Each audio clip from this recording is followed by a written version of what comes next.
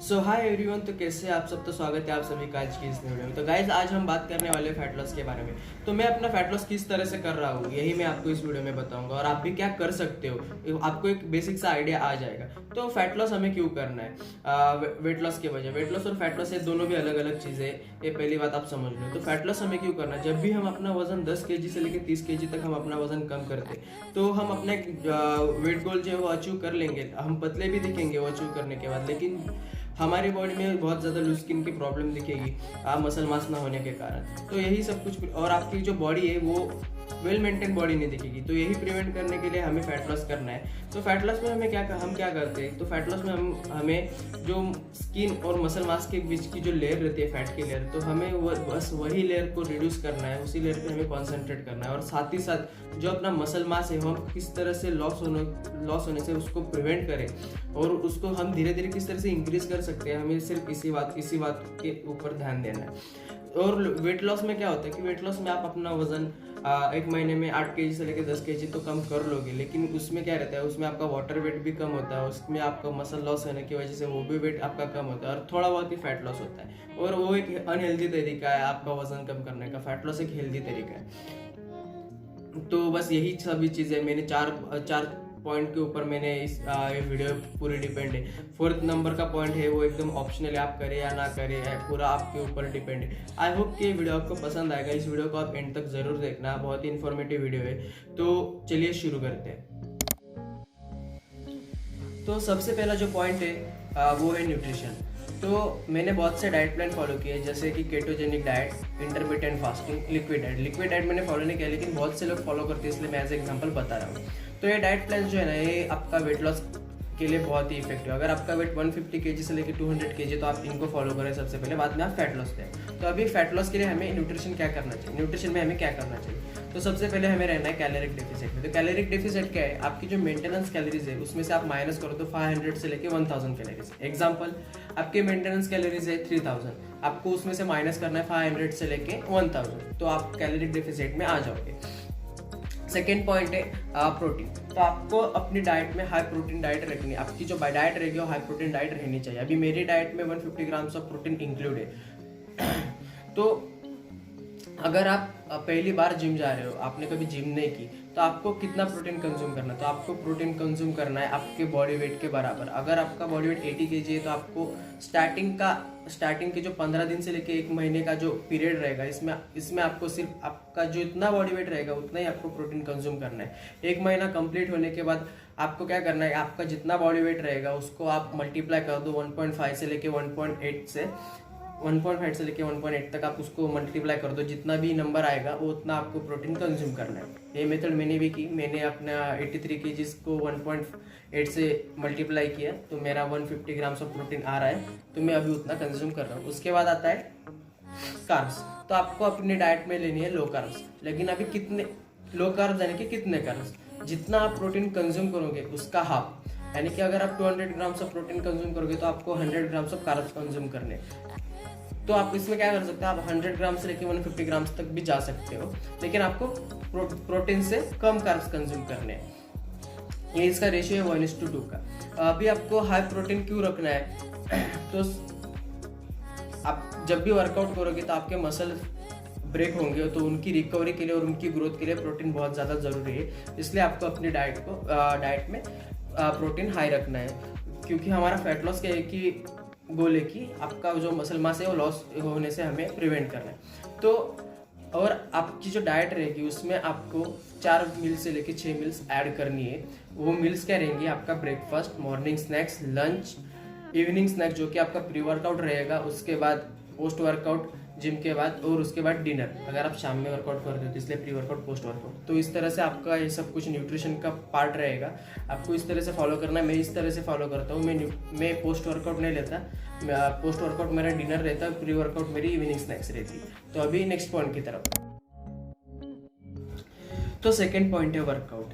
हमें क्या करना है, हमें कार्डियो भी करना है और हमें हेवी वेट ट्रेनिंग भी करनी है, क्योंकि अगर हम सिर्फ कार्डियो ही करेंगे तो एक्सेस कार्डियो की वजह से हम मसल लॉस भी कर सकते हैं। तो इसी की वजह से वो मसल लॉस ना हो, यही हमारा एक गोल है। तो हमें हेवी वेट ट्रेनिंग करना है। तो हेवी वेट ट्रेनिंग हमें कितना करना है, जितना आप पॉसिबली वेट उठा सकते हो उतना ही आपको उठाना है। आपको ईगो लिफ्टिंग नहीं करनी है पहली बात तो। और आपको कार्डियो कितना करना है, आपको कार्डियो सिर्फ 40 मिनट से लेकर 60 मिनट मैक्सिमम, इतना ही आपको कार्डियो करना है।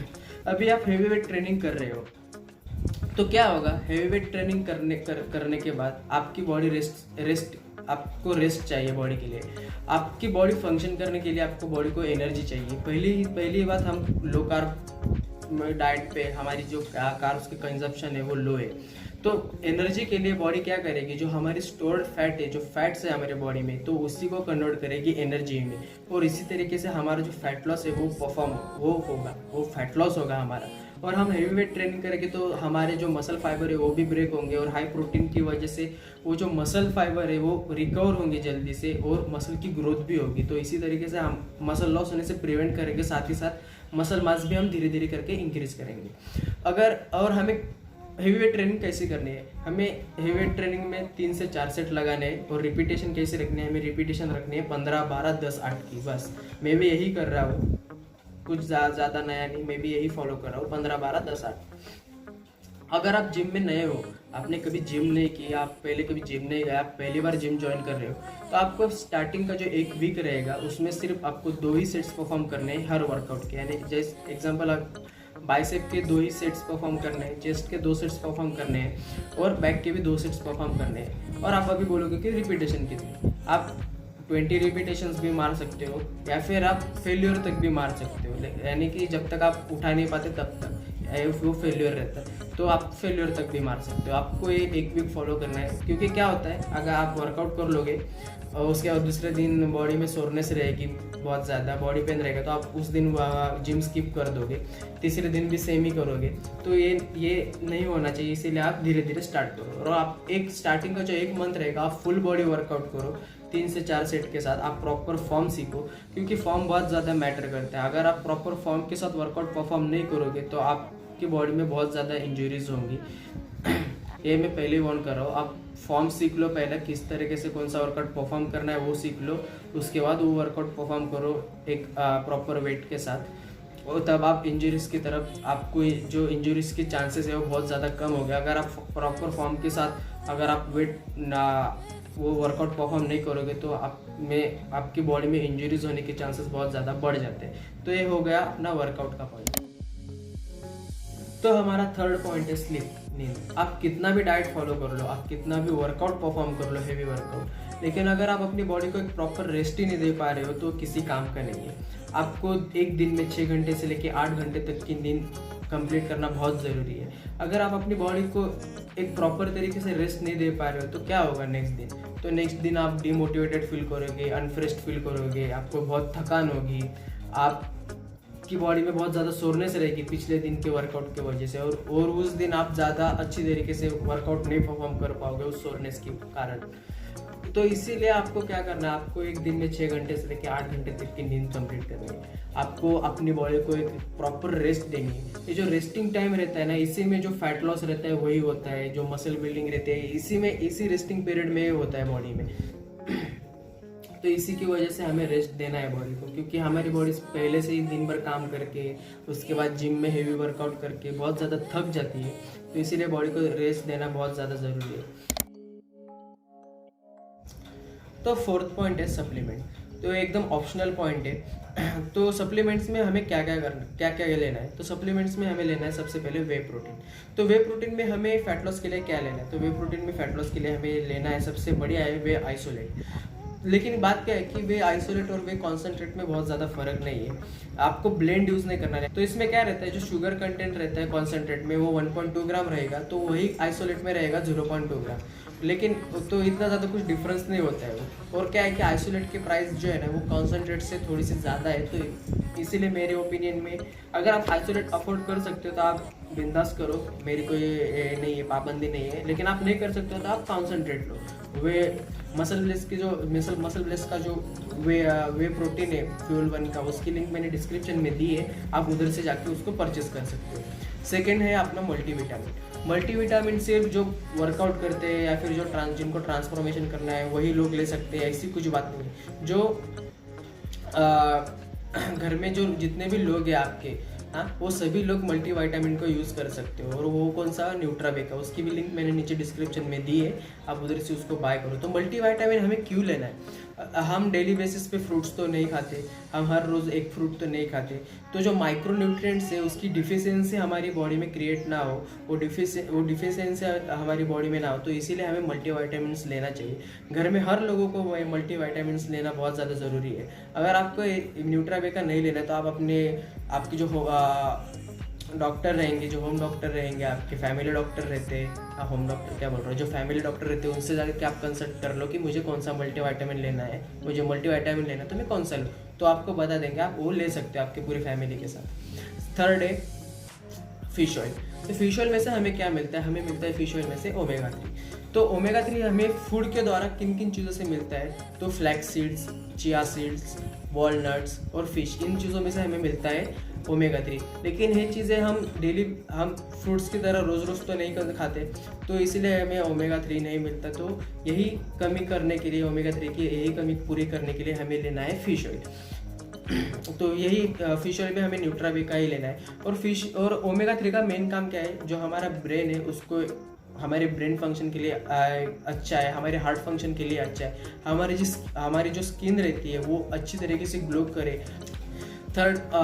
फोर्थ सप्लीमेंट है प्री वर्कआउट प्लस क्रिएटिन। तो क्रिएटिन क्या करता है? क्रिएटिन करता है फैट्स को फ्यूल में कन्वर्ट, यानी कि हमारी बॉडी को एनर्जी चाहिए, बराबर। तो हमारी बॉडी एनर्जी कहाँ से कन्वर्ट करती है? फैट से।